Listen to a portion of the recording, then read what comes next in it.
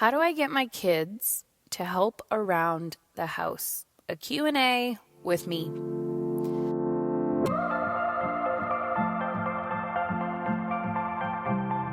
Okay, ladies, I am back. You know what that means. I'm going to talk your ear off today. So I want to make sure you listen to yesterday's podcast with Mercedes. We talked about shame-proof parenting. And the more and more I have these diverse conversations in parenting, the more I realize that this is why we have bought into the cultural, we can call it epidemic of perfectionism in parenting. Because you and I are two different people.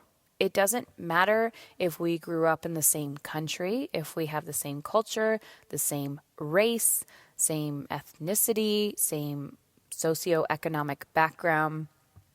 Your children and my children are different. Your lifestyle and my lifestyle are different. Even though we might be like-minded people who are into consciousness and mindfulness and talk about the universe and manifesting and positive thinking, and we want to break generational patterns in our parenting. We all come with different experiences, different thoughts, and different beliefs.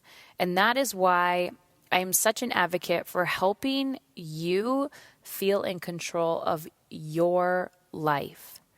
Not you trying to figure out how to buy into my life. What feels good to you is not going to feel good to me necessarily. What you desire and the mother that you want to be, how you want to educate your children, how you want to be in the world, it might be different than mine. And that is why I really enjoyed having that conversation with Mercedes yesterday. So go check it out. Go listen to it. Of course, it's longer than my daily podcast, but I think it's really, really important, a really important conversation to have. And I'm going to be having more of those conversations on the podcast, so listen up. Also, if you found it beneficial, please share it. You can take a screenshot, send it to a friend and say, download this podcast. You can share the link with them. Just understand the more that we are sharing this information, the bigger impact we can make in the world. And the more and more I talk, the more I realize, one, I'm not alone. Two, there are many different conversations happening out there, but this is how we change the world, ladies. This is how we use our voice. This is how we make an impact. I am not the only parent educator out there, and I'm going to say it with my own voice, my own message, my own experience, and your life situation has gifted you opportunities to make an impact from your experience. And people won't hear it from me, but maybe they'll hear it from you. So that's why I think you have a big responsibility and a moral obligation to show up and to be the woman that you most desire to be. So that said, I want to dive into today's podcast. So I'm answering a Q about parenting, and we're going to dive in. So I got this message from a listener, and she asked, how do I get my kids to help out around the house? They're 7 and 9. I'm losing my shit, Heather. And because I'm tired of doing everything on my own, how do I get them to help out, and how can I let go of control on how it is done? So I am such an advocate for getting kids to help out around the house. When I'm asking people, what do you most desire your children to be? What I often hear, one second, excuse me. What I often hear is independent. We want to gain emotional independence. We want to know that our children can help out around the house. We want to know that our kids, are self-motivated to educate themselves, because what happens is they do what they're told until they're not told anymore, until they're adults and we take the pressure off. And we're like, go live your life. And they're like, well, you've been telling me what to do my whole life. So now I just am going to let it all go, and I'm not going to do anything that you told me to do. So when it comes to getting kids to help out around the house, there's no one size fits all for this. So just take what I leave and implement and leave the rest. So for ages 7 and 9, excuse me, it's really easy to forget that our children are people too, and our children have capabilities. So my kids' ages are 14, 9, and 7. And my 7-year-old, I 100% treat him like a baby. And what I mean by that is he's the little one. And I look and I'm like, oh my gosh, you're 7 years old. You're so cute. Like, stay tiny. And then I realize he's not a toddler anymore. He's not an infant anymore, even though he would really thoroughly enjoy being a toddler and an infant. But he gets away with a lot. And I also never used to be one of those people that I thought I would fall into that birth order category thing. But sometimes it's not me. Sometimes I can be conscious of it. And then I'm like, Felix, because that's my youngest name. And I'm like, Felix, can you do this? Or, put your shoes away, get your backpack, get your lunch pail out. And then he's like, I don't want to. And then he just has this way of like sneaking out of it, or somebody else does it for him. Maybe his two older brothers are kind of taking it on. And unless I'm consciously aware and on him, he gets away with a lot more because he can hide, right? When there's three of you, you can definitely get away with more than if you're like the oldest. So be mindful. I think number one is being mindful of where we are not consciously like holding that boundary and expectation of our children. And also, don't let them emotionally manipulate you. Children are the greatest emotional manipulators. I also think they're also the greatest salespeople. So I was in a store yesterday. I don't even know where I was. Where was I?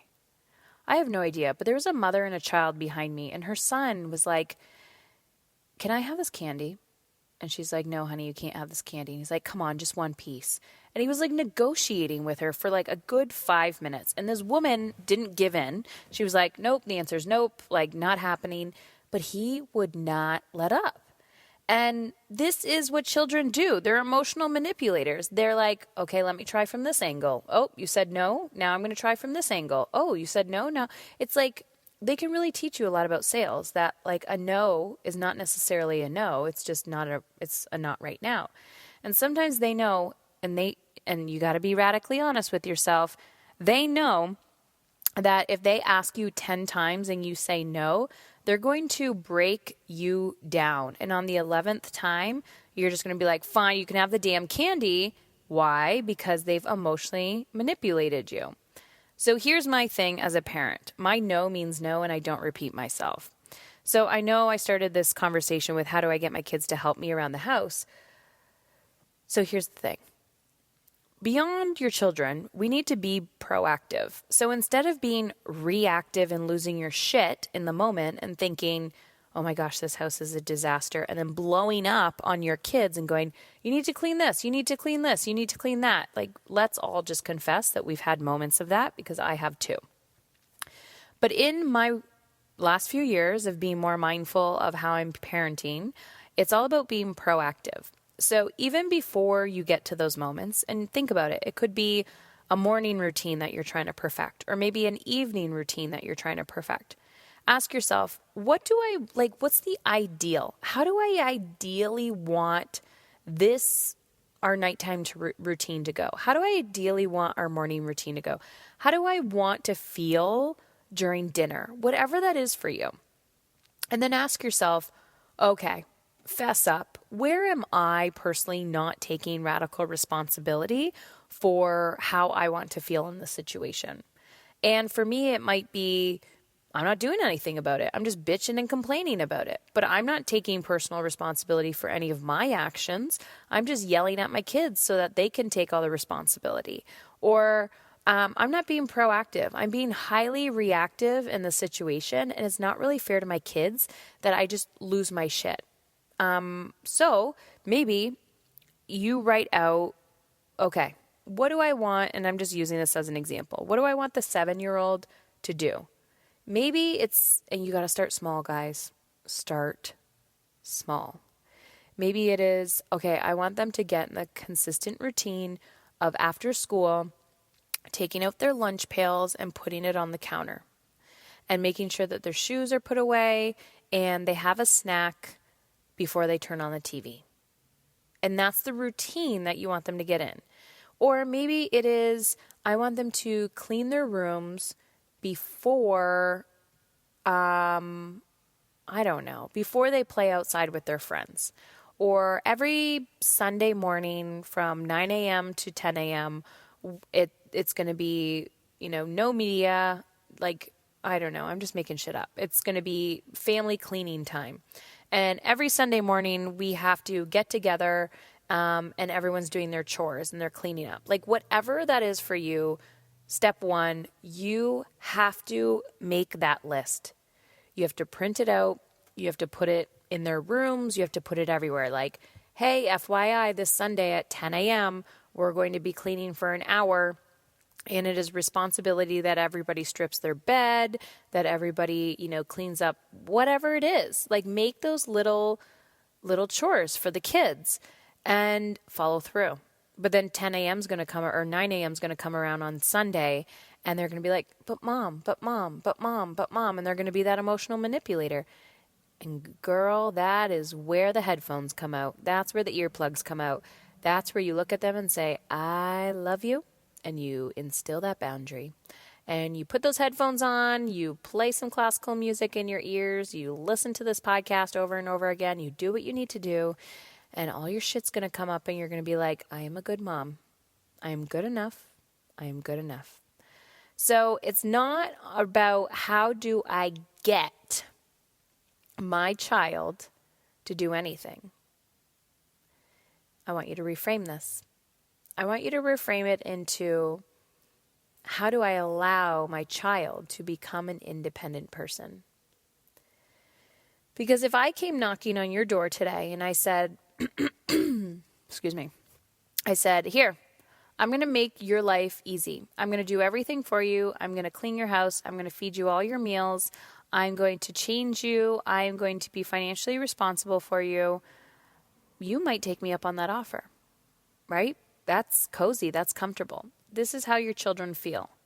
They do not hold the responsibility of what we hold as adults. And I personally don't feel like it's our responsibility to make our children feel like a bag of shit either for all of the responsibility that we have mentally. They are being children, but we can also give them little by little moments of responsibility.